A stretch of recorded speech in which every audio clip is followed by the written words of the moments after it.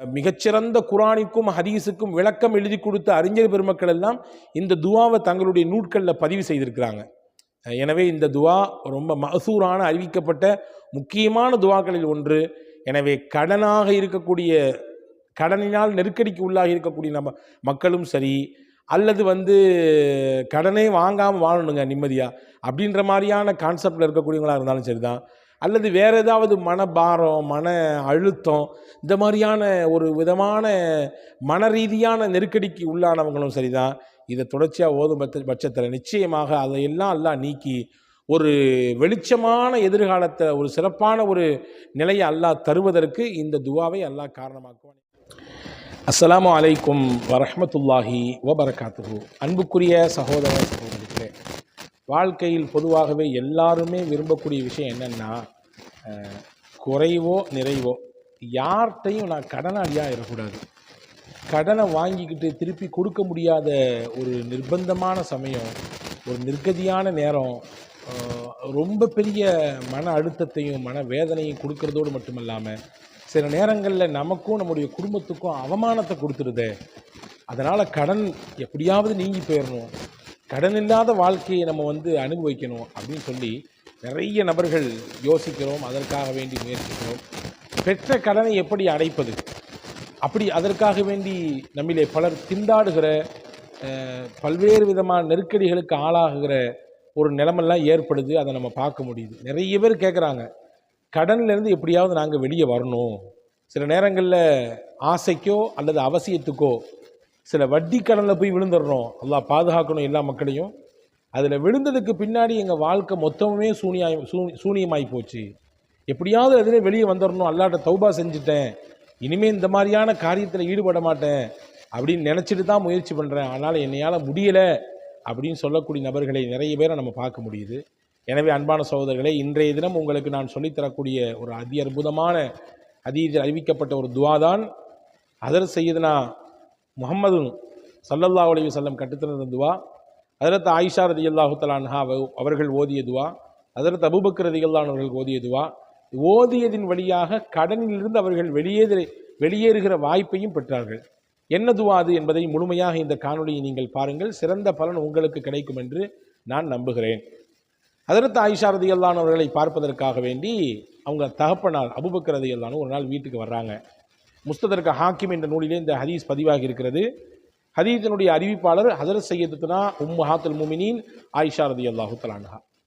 இப்போ என்னை பார்க்கறதுக்கான எங்கள் அப்பா வந்தாங்க. வந்த சமயத்தில் கேட்டாங்க, மா ஏதாவது ரசூல் ஸல்லல்லாஹு அலைஹி வஸல்லம் பிரத்யேகமாக சொல்லி கொடுத்த துவா இருக்குதா, கடன் சம்பந்தமாக ரசூலுல்லாஹ் பிரத்யேகமாக சொல்லி கொடுத்த துவா இருக்குதா அப்படின்னு கேட்டாங்க. அப்போ நான் என்ன துவா அது அப்படின்னு கேட்டேன். உடனே எங்கள் அத்தா சொன்னாங்க, அதாம்மா ஈசா தன்னுடைய பிள்ளைகளுக்கு ஈசா தன்னுடைய தோழர்களுக்கு கற்றுக் கொடுத்தாரே, ஈசா அலை இஸ்லாம் இருக்காங்கல்ல, அந்த ஈசா அலை இஸ்லாம் தன்னுடைய தோழர்களுக்கு கற்றுக் கொடுத்தாரே அந்த துவா தான் அப்படி சொல்லிட்டு சொன்னாங்க. அந்த துவா ரசூலுல்லாஹ் நமக்கு சொல்லி கொடுத்துருக்காங்கல்ல, சொல்லியிருக்காங்களே, உங்களுக்கு ரஹபு என்ற மலை, ஒரு மலை இருக்கிறது, அந்த மலை அளவு உங்களுக்கு கடன் இருந்தாலும் இந்த துவாவை நீங்கள் ஓதி வரும் பட்சத்திலே நிச்சயமாக அல்லாஹ் அந்த கடனை எல்லாம் தீர்ப்பான். ரசூலுல்லாஹ் நமக்கு சொல்லி கொடுத்துருக்காங்களே, தெரியாது உங்களுக்கு அப்படின்னு கேட்டாங்க ஹதரத் அபூபக்கர் சித்திக் ரலியல்லாஹு அன்ஹு அவர்கள். என்ன துவா அவர்கள் அதை சொல்லுங்க வாப்பா என்று ஹதரத் ஆயிஷா ரலியல்லாஹு தஆலா அன்ஹா அவர்கள் சொல்ல, ஹதரத் அபூபக்கர் சித்திக் ரலியல்லாஹு அன்ஹு, சித்திக் நாயகமும் ரசூலுல்லாஹ்வும் நகமும் சதையும் நம்ம சொல்லி தெரிய வேண்டிய அவசியம் இல்லை. வாழ்க்கை முழுவதும் ஒட்டித்தான் இருந்தார்கள். வாழ்ந்ததற்கு பிறகும் அல்லாஹ் அவர்களுடைய மரணத்திற்கு பிறகும் இணைத்தே வைத்தான். பெருமானா ஸல்லல்லாஹு அலைஹி வஸல்லம் அவர்களுடைய காலத்தில் நபிகளோடு மிக நெருங்கி இருந்த தோழர் என்கின்ற உயர்ந்த பாக்கியத்தை பெற்றவர் சையதுனா அபூபக்கர் சித்திக் சொல்றாங்க. பாருங்க, ரசூலுல்லாஹ் சொல்லி கொடுத்த துவா, அல்லாஹும்ம ஃபாரிஜல் ஹம்மி வ காஷிஃபல் ஹம்மி முஜீப தஅவத்தில் முதுதர்ரீன் ரஹ்மானத் துன்யா வல்லாஹிரா வரஹீமஹுமா அன்த தர்ஹமனி ஃபர்ஹமனி பிரஹ்மத்தின் துக்னீனி பிஹா அர்ரஹ்மத்தின் மன் சிவாக். ரொம்ப அற்புதமான துவா. இதுதான் ரசூலுல்லாஹ் கற்றுக் கொடுத்த துவா. அல்லாஹும்ம ஃபாரிஜல் ஹம்மி, காஷிஃபல் கம்மி, கவலைகளை போக்கக்கூடியவனே, கஷ்டங்களை மனபாரத்தை நீக்கக்கூடியவனே, கஷ்டப்படுபவர்கள் நிந்திக்கப்பட்டவர்களுடைய துவாவுக்கு பதிலளிக்கக்கூடியவனே, துன்யாவிலும் ஆஹிராவிலும் ரஹ்மானாக இருக்கக்கூடியவனே, அந்த துன்யாவிலும் ஆஹிராவிலும் ரஹீமாக இருக்கக்கூடியவனே, அருளாளனே, அன்பாளனே, நீ உன்னுடைய அருளை கொண்டு என் மீது நீ அருள் புரிவாயாக. எப்படிப்பட்ட அருளாக இருக்க வேண்டும் என்றால், அது எனக்கு கிடைத்து விட்டால் உன்னையன்றி வேறு யாரிடத்திலும் நான் தேவையாக வேண்டிய நிலை எனக்கு ஏற்படாது.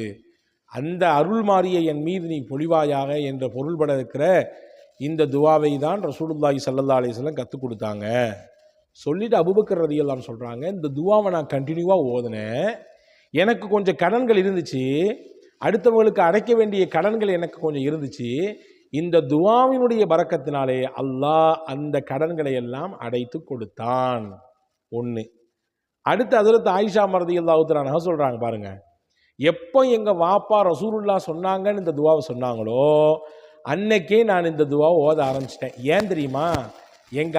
அதாவது ஹஜ்ரத் ஆயிஷா அம்மா சொல்கிறாங்க, அஸ்மா பின்த் உமைஸ் அப்படின்னு ஒரு பெண்மணி இருந்தாங்க. சஹாபிய பெண்கள் ரொம்ப முக்கியமானவங்க. அவங்கள்ட்ட நான் கொஞ்சம் கடன் வாங்கியிருந்தேன். யார் சொல்கிறா? உம்மஹாத்துல் மூமினீன், மூமின்களின் தாயார் அன்னை ஆயிஷா ரலியல்லாஹு சொல்கிறாங்க, நான் அவங்கள்ட்ட கொஞ்சம் கடன் வாங்கியிருந்தேன். அவங்கள்ட்ட கடனை நான் திருப்பி கொடுக்கவும் இல்லை. அதனால் எனக்கு ஒரு கூச்சம் இருந்துச்சு, எனக்கு ஒரு நாணம் இருந்துச்சு. அவங்க முகத்தை கூட எனக்கு முழுசாக பார்க்குறதுக்கு எனக்கு மனசே வரல. கடன் வாங்கியிருக்கமே, திருப்பி கொடுக்கலையே, கொடுக்காத அவங்களுடைய முகத்தில் நம்ம முழிக்க முடியும், எப்படி அவங்கள முகம் கொடுத்து பார்க்க முடியும் அப்படின்ற மாதிரியான ஒரு கூச்சமும் தயக்கமும் எனக்கு இருந்துச்சு. எப்போ இந்த தாப்பனார் ரசூலுல்லாஹ் சொல்லி கொடுத்தாங்க, ஈசா நபி தன்னுடைய தோழர்களுக்கு சொல்லிக் கொடுத்த துவா என்று ரசூலுல்லாஹ் சொல்லி கொடுத்தாங்களோ அதை நான் ஓத ஆரம்பித்தேன். அல்லாஹ் எனக்கு பரக்கத்தை கொடுத்தான். சொல்கிறாங்க பாருங்கள், நல்ல கவனிங்க. அந்த பரக்கத்தை யாரும் கையாள வந்து எனக்கு கொடுக்கல, யாரும் எனக்கு தர்மம் செய்யலை, எனக்கு வாரிசாக வராசத்தின் வழியாக வாரிசுரிமை சட்டத்தின் வழியாக எனக்கு கிடைக்கல. அல்லாஹ் தன் புறத்திலிருந்து கொடுத்தான். மறைமுகமான பரக்கத்தை அல்லாஹ் தந்தான். அதை கொடுத்த பிறகு நான் அதிலிருந்து எனக்கான கடனையும் தீர்த்து கொடுத்தேன். கடனையும் முழுசாக கொடுத்து முடிச்சிட்டேன். அது போக என்னுடைய நெருங்கிய உறவுகளுக்கெல்லாம் அந்த பணத்திலிருந்து அந்த காசிலிருந்து நான் நிறைய பங்கிட்டு அவர்களுக்கு பகிர்ந்து கொடுத்தேன். இது எல்லாம் அல்லாஹ் கொடுத்த அருள். இந்த அருளை பெற்று தந்தது இந்த ஒப்பற்ற துவாதான் என்று ஹஜ்ரத் ஆயிஷா ரலியல்லாஹு தஆலா அன்ஹா அவர்கள் சொல்கிறாங்க. எனவே அன்பான சகோதரர்களே, அருமை தாய்மார்களே, அருமை சகோதரிகளே, இந்த ஒப்பற்ற துவாவை நாமும் மனனம் செய்து கொள்ள வேண்டும். ரொம்ப முக்கியமான கிதாபுகளிலெல்லாம் இந்த துவா பதிவாகி இருக்கிறது.